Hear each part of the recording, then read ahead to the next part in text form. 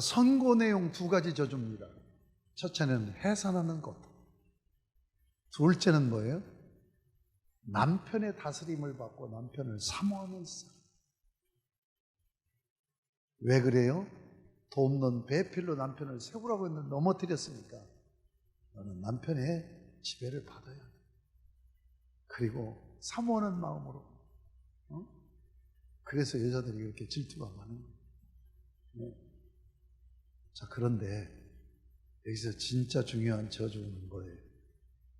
해산하는 것. 여러분들 다 애기들 낳았지요? 해산은 고통 안 겪고 낳은 사람. 나는 분만 고통이 없었어요. 어느 사람 있어요? 그런데 죽을 것 같았습니까? 어떠세요? 죽을 것 같았냐고요? 지금 막 그 생각에도, 지금 생각에도 몸서리 쳐져? 자, 여러분 생각해 보세요. 하나님은 법이 뭐였어요? 어기면 정령 반드시 죽인다는 거죠. 그런데 해산하는 고통을 주고 남편을 사모하면서 남편의 다스림을 받으라는 이 저주는 죽이는 얘기예요? 살린다는 얘기예요? 살리는 거죠. 살려주시는 거예요. 죽이는 얘기예요. 살려주시는 거예요. 어떤 자를 살려주신다고요? 도저히 살 수 없는 존재예요. 반역자예요. 그런데 회개하라고 하는데도 잘못했다고 안 해요. 그러니까 절대로 살아날 수 없는 자예요. 그런데 살려준다는 얘기죠. 그럼 또 질문을 해야 돼. 왜 고통 중에 하필이면 해산하는 고통 줘서 그렇게 애기 나면서 사람을 잡는지 몰라. 저는 남자니까 해산하는 고통을, 나는 이가 아파 보니까 얼마나 고통스러운지. 왜 하필이면 다른 고통을 주지 않고 해산하는 애기 낳는 고통을 줬느냐는 얘기예요. 여러분, 그러니까 범죄하지 않았다고 한다면 고통 없이 애 낳는다는 얘기예요. 여러분, 짐승들 보세요.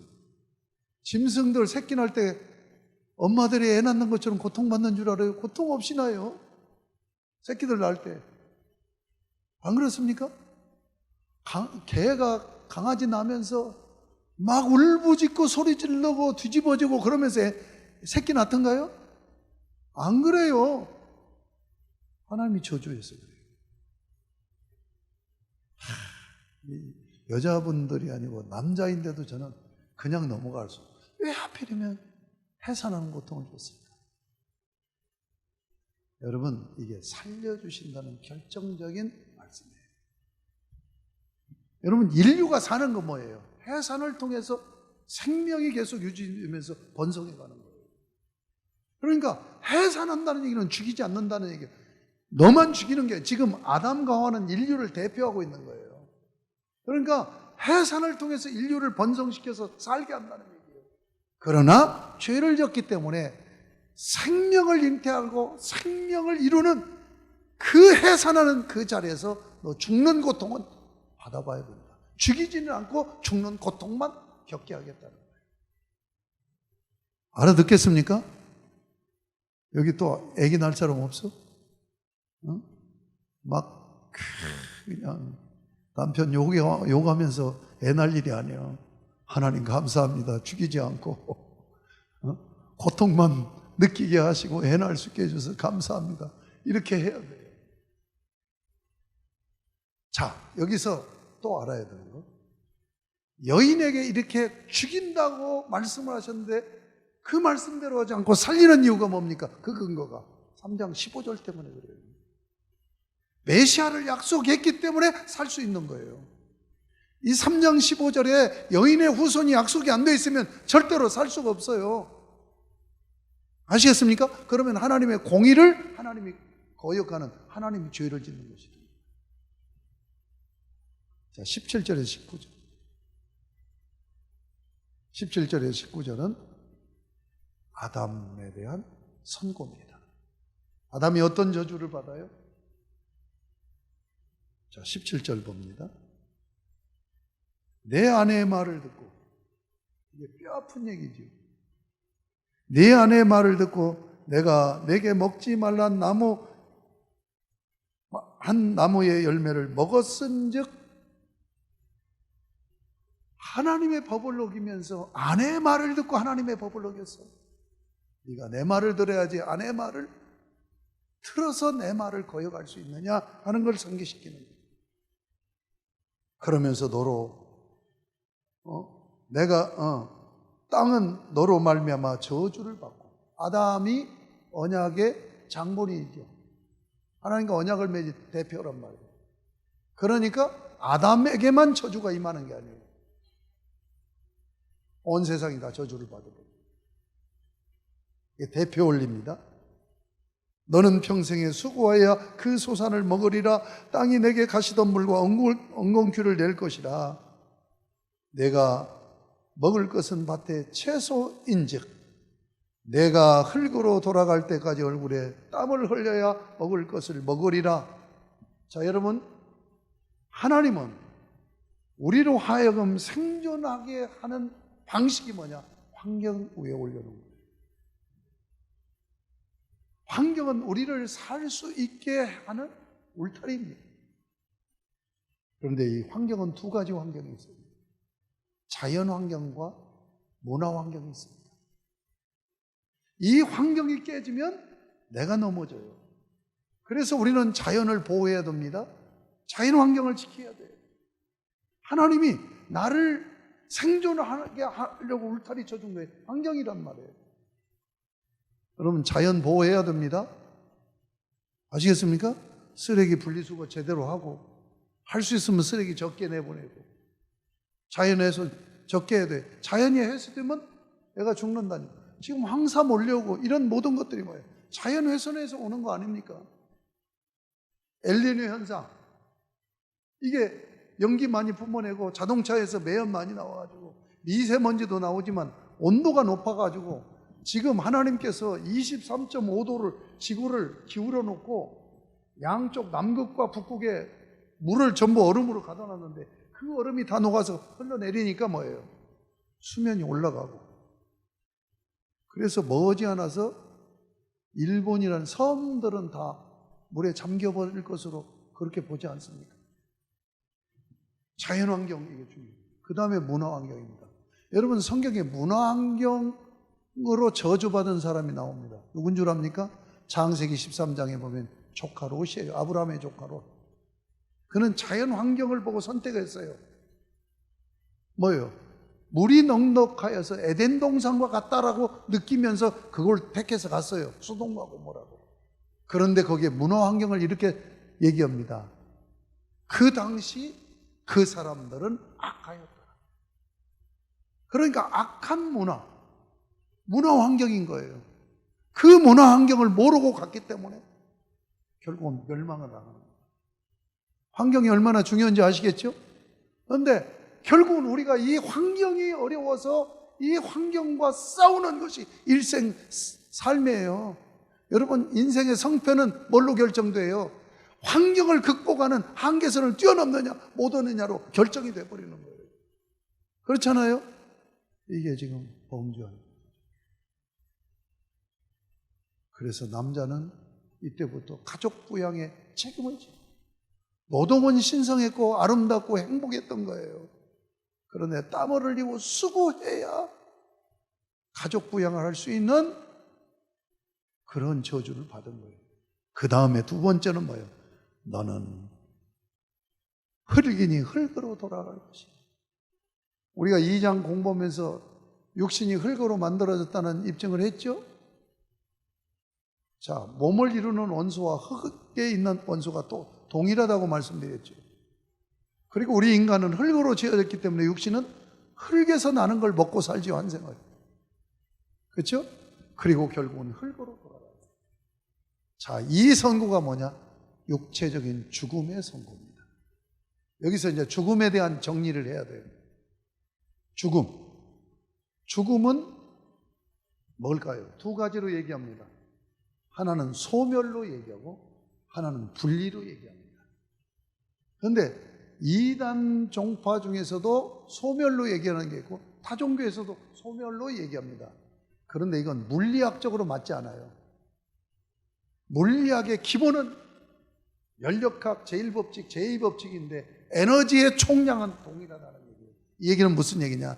이 세상에 있는 건 하나도 없어지는 게 없어요. 하나님이 만드는 이 세상에는 없어지는 게 하나도 없어요. 변하는 것뿐이에요. 아시겠습니까? 그러니까 소멸된다고 얘기하는 것은 맞지 않는 거예요. 성경은 뭘로 얘기하냐? 분리로 얘기합니다. 죽음이 뭐라고요?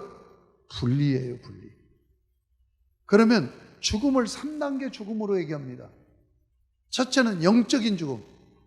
영적인 삶이 하나님과 분리되는 거예요. 영적인 삶을 살지 않는 거예요.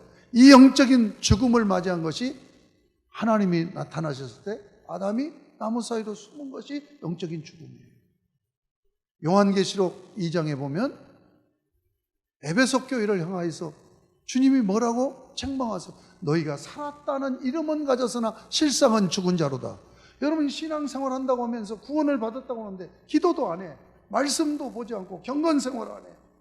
그러니까 하나님과 관계를 단절해버리고 TV보고 놀아. 그러면 이건 영적으로 죽음이에요. 그 다음에 두 번째 죽음 뭐냐? 육체적인 분리입니다. 영육이 분리돼요. 육체적인 죽음, 영적인 죽음, 육체적인 죽음. 지금 아담은 이미 영적으로 죽었어요. 영적으로 죽은 겁니다. 그리고 이제 육체적인 죽음이 선고됩니다. 왜 영육이 분리되는 줄 압니까? 영혼은 불사예요. 죽게 만들어진 게 아니에요. 그러나 육신은 흙으로 빚어 만들어서 영혼을 집어넣어서 생명이 되게 한 거예요. 그런데 육신을 입고 있으니까 죄를 짓는단 말이에요. 그러니까 죄를 제거하기 위해서 육신을 죽여버려요. 그러니까 하나님은 우리를 죽여서 죄를 억제시키는 거예요. 우리는 죽을 때까지 아무리 신앙생활 잘해도 죄를 안 질 수는 없어요. 그래서 말틴 루터는 죄가 무덤까지 따라온다. 그래서 우리를 죽이는 거예요. 그리고 다시 부활시켜서 우리를 죄 짓지 않는 육체로 만들어서 천국에 들어가게 합니다. 이걸 영화라고 얘기해요. 이해가 되십니까? 세 번째 죽음이 있어요. 이게 마지막 죽음, 궁극적인 죽음, 영원적인 죽음입니다. 이것은 영혼과 육신이 하나님으로부터 영원히 분리되는 거예요. 이게 지옥으로 떨어지는 거예요. 자, 지금 아담과 하와는 영적인 죽음 죽었잖아요. 하나님 영적으로 지금 하나님과 분리됐잖아요. 육신적으로 죽음이 선고됐잖아요. 근데 바로 죽이는 게 아니죠.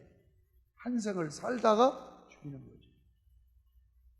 그런데 영원적인 죽음, 영혼과 육신을 영원히 하나님으로부터 분리시키는 죽음이 선고됩니까? 안 됩니까? 선고돼요? 안 돼요? 19절까지가 지금 선고인데 없어요. 그러면 여러분에게 묻겠습니다. 아담이 지옥 갔습니까? 안 갔습니까? 지옥 갔어요? 안 갔어요? 지옥 안 갔죠. 왜냐하면 영원적인 죽음이 선고가 안 됐으니까. 아시겠습니까? 그러면 지금 2장 17절 그 언약 계명은 뭐예요? 영원적인 죽음을 얘기하는 거예요. 그러니까 영적인 죽음, 육신적인 죽음, 영원적인 죽음까지를 선고하는 거예요. 집행한다는 얘기예요. 그런데 왜 영원적인 죽음은 선고하지 않습니까? 이것을 법적인 용어로 하나님이 집행유예를 선언하십니다. 하나님이 집행유예를 선언했다고요. 영원적인 죽음. 집행유예가 뭔지 아십니까? 지금 잘못을 해서 죄질을 보니까 3년형을 받아야 돼. 3년형이 언도되면 그대로 구속돼서 감옥으로 들어가야 되잖아요. 그런데 정상을 참작이 되지는 요소들이 있어. 그러니까 바로 구속시키지 않고 지금 3년형은 선고를 했는데 집행은 유예를 해버리는 거예요. 그 유예 기간이 있어요. 그래서 3년에 5년 집행유예. 그러면 3년형을 받아야 돼서 감옥 들어가야 될 사람이 5년 동안 집행이 안 되고 구속이 안 되는 거야. 그런데 이 5년 동안 구속이 안 되는 동안에 전에 지었던 죄를 다시 지으면, 전에 지었던 죄의 형벌을 3년에다가 다시 지으면 훨씬 더 무거워져요. 그 죄값까지 합산해서 실형을 살아야 돼요. 그런데 죄를 짓지 않으면 구속이 안 돼요. 그러니까 집행을 안 해버린단 말이에요. 이게 집행유예예요. 지금 하나님께서, 자, 이것도 아담도 하와도 마찬가지예요. 창세기 3장 15절의 근거를, 여인의 후손 메시아를 전제하고 있기 때문에 집행유예가 선언이 되는 거예요. 이해가 되십니까? 그러면 집행유예에는 기간이 있을 거 아니에요. 유예기간이 언제까지일까요? 예수님 오실 때까지 유예되는 거예요. 예수님 오실 때까지 유예가 돼요. 그런데 지금 아담이 짓는 죄는 우리 인류가 짓는 죄의 대표 원리니까, 그러면 아담이 선악과를 따먹은 죄를 이거 뭐라고요? 원죄라고 얘기해요. 그러면 인류가 그 집행유예가 예수님 오실 때까지 죄를 지어요, 안 지어요? 하나님 거부하고 지가 하나님처럼 살잖아요. 죄 짓죠? 그러면 이 죄를 뭐라고요? 번죄라. 한번 따라 합시다. 원죄, 번죄. 그러니까 유예기간의 동안에 짓는 죄가 번죄인 거야. 그러니까 지금 아담과 우리 인류가 원죄로 사형당해야 되는데 유예를 시켜놨죠.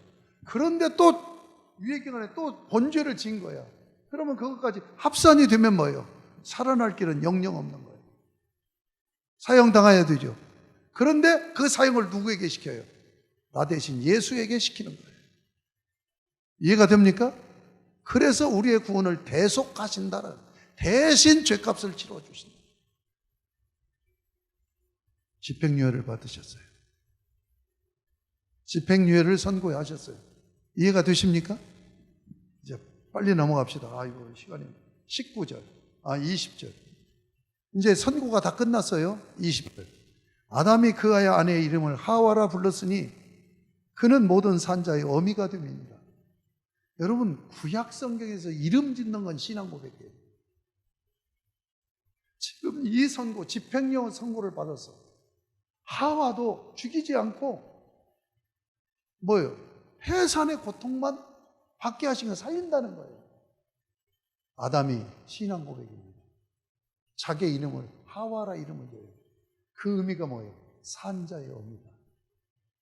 하나님이 정령 죽으리라는 이 법으로 언도를 내려서 당연히 죽어야 되는데 여인의 후손을 약속하시면서 집행유예를 하셔서 우리가 살게 되었다는 신앙 고백을 하는 거예요. 아멘? 21절. 여호와 하나님이 아담과 그의 아내를 위하여 가죽옷을 지어 입히시고, 성경에 보면 고백을 하면 하나님이 민쳐주셔요. 그렇다. 네 고백대로 나는 살았다. 이게 21절이에요. 뭘 했습니까? 아담과 그 아내를 위하여 가죽옷을 지어 입혔다. 여기서 가죽옷을 만들려면 어떻게 해야 돼요? 짐승을 잡아서 피를 흘려야 되겠죠. 그래서 모든 학자들은 하나님이 이들의 죄를 속하는 속죄제 제사를 집행합니다. 피로 제사를 드리고 그리고 가죽을 벗겨서 옷을 지어 입힙니다. 그런데 여러분 여기서 아셔야 되는 건 이 가죽옷을 지어 입히다는 까바시라는 히브리어 단어가 써요. 입히다는 동사. 이 동사가 굉장히 중요합니다. 언제 이 동사가 쓰이는 줄 압니까? 제사장, 대제사장을 임식할 때 속옷, 겉옷이 있어요. 대제사장. 겉옷이 에봇이죠. 그것을 입힐 때 쓰는 단어예요. 그 다음에 왕이 즉위할 때 왕복을 입고 왕관 쓰고 즉위식을 갔잖아요. 그때 왕복을 입힐 때, 입히다 할 때 이 단어를 쓴단 말이에요. 그러면 자 보세요. 7절에 그들이 벌거벗은 것을 부끄러워하면서 수치감 때문에 무화과나무 잎을 엮고 치마를 하였다라고 했지 않아요? 의가 상실돼서 수치를 가리기 위해서 자기가 치마를 했어요. 이게 뭔 얘기인 줄 압니까? 자력 구원을 얘기하는 거예요. 내가 내 스스로 구원하겠다는 거예요. 그러니까 마귀가 시험 들게 해서 하나님의 구원이 아니라 네가 네 스스로 구원할 수 있다는 이 심리를 심어놓은 거예요. 그런데 가려져요? 죄가 해결돼요? 안 됩니다. 그래서 하나님께서 제사를 드리고 의의 옷을 입혀주시고, 그러니 이 가죽 옷의 첫 번째는 뭐냐? 예수 그리스도의 의의 옷을 상징하는 그림을. 그리고 두 번째는 뭡니까? 왕복 제사장, 겉옷을 입혀주시고, 그래서 우리가 왕 같은 제사장이 되는 거예요. 아시겠습니까? 사명의 옷을 입혀줍니다. 22절부터 24절까지 그만합시다. 이미 시간이 많이 가가지고 이거 마무리 지어드릴까요? 한 10분 걸리는데. 사실은 내가 목사 돼가지고도 20년 이상을 이 말씀을 깨닫지 못했어요. 내가 전도운동 전국교회 다니고 집회하면서도 창세기 3장 할 때 22절, 24절은 제가 깨닫지 못한 말씀입니다 하고 강의를 안 했어요. 자, 그 말씀 간략하게 정리합니다. 자, 그렇게 해놓고 나니까 22절에 여호와 하나님이 이르시되 보라, 이 사람이 선악을 아는 일에 우리 중 하나같이 되었으니 그가 그의 손을 들어 생명나무 열매로 따먹고 영생할까 하노라. 이게 무슨 얘기냐면 자기가 선악의 기준이 되는 거예요.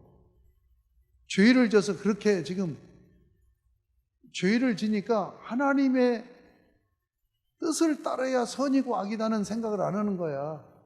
지금 세상 사람들은 그렇게 살잖아요. 그렇죠? 인간 윤리로 선악을 얘기하잖아. 그러니까 죄인 되었으니까 하나님이 보실 때 이것들이 선악을 지 맘대로 규정을 하는 것을 알게 되었다는 얘기예요. 그런 죄인들이 영원히 계속 살아면 되겠냐? 그래서 생명과를 못 따먹게 하려고 하시겠다는 말씀이에요. 그 다음 말씀을 보세요. 23절. 여호와 하나님이 에덴 동산에서 그를 내보내요. 여기 내보내다고 하는 이 동사입니다. 샬라흐라는 히브리어인데 이것은 공적인 파송입니다. 에덴 동산에서 이들을 파송하는 거예요. 내보내서 뭐라고 합니까? 그의 근원이 된 땅을 갈게 하시니라. 여기 땅을 갈다는 게 아바드예요, 아바드. 그러니까 에덴 동산에 있지 말고 세상으로 나가서 섬기는 삶을 통한 하나님 나라를 이루라 하고 사명을 줘서 지금 보낸 거예요. 그렇잖아요. 살려주셔놓고 그냥 내쫓아서 고생시키려고 내보내는 게 아니란 말이에요. 예수 그리스도로 구원해서 살려주셨으니까 이제 예수 그리스도의 복음을 증거하면서 섬기면서 하나님 나라를 이루라고 사명을 줘서 보내는 거야. 그런데 이것들이 안 나가는 거야. 생명 갖다 먹고 내가 죽지 않아야 되겠다는 여기에 매여서 하나님의 의도하고는 전혀 다른 모습으로, 이게 지금 오늘 우리의 모습이에요. 지금 구원 받은 거잖아요. 지금 저는 죽지 않고 지금 집행유예 받고 구원 받은 거잖아. 그런데 뭐예요? 하나님의 의도를 쫓아서 사명 감당으로 나가야 되는데 저 은혜만 받겠다는 거예요. 그러니까 24절에 뭐예요? 이같이 하나님을, 그 사람을 쫓아내시죠. 쫓아내시고, 너 지금 뭐 하는 거야? 사명 감당해야 돼. 쫓아내시고 어떻게 했습니까? 에덴 동산 동쪽의 그룹들과 두루 도는 불칼을 두어 생명나무의 길을 지키게 하시니라. 이 그림이 굉장히 중요합니다. 에덴 동산이 뭐라고 해서 성전이라고 그랬죠. 성막 성전입니다. 성전이 처음에는 막으로 돼 있어서 성막이죠. 왜요? 이동해야 되니까. 정착을 하면서 성전 건물로 찐 거지. 자, 에덴 동산이 최초의 성전이에요. 하나님 모시고 있는 곳이. 그렇죠? 그런데 거기서 쫓아내시고 뭐예요? 두루 도는 불칼을 두어, 그룹들과 두루 도는 불칼을 두어 동쪽 문을 막아버렸죠. 그랬죠? 동편을 막았다고 그랬죠? 자, 그러므로 인류가 하나님 성전으로 들어가지를 못해요.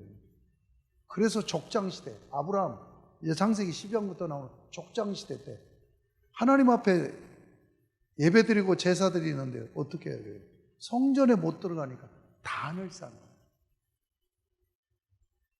단을 쌓은 건 성전을 이뤘기 때문에 단을 쌓은 거예요. 근데 시내산 언약을 맺어서 하나님 나라를 상징하는 이스라엘을 세워요. 이스라엘을 세우면서 성막을 지켜야 하죠. 그런데 성막은 어떻게 구조가 되어 있어요? 문이 하나밖에 없어요. 동쪽에 동편 문 하나밖에 없어요. 그러니까 에덴 동산 동편 문을 막았는데 그 문을 열어준 것이 성막이에요. 이해가 되십니까? 그래서 하나님과 함께 거하는 하나님의 백성으로 살게 하신다는 말씀입니다.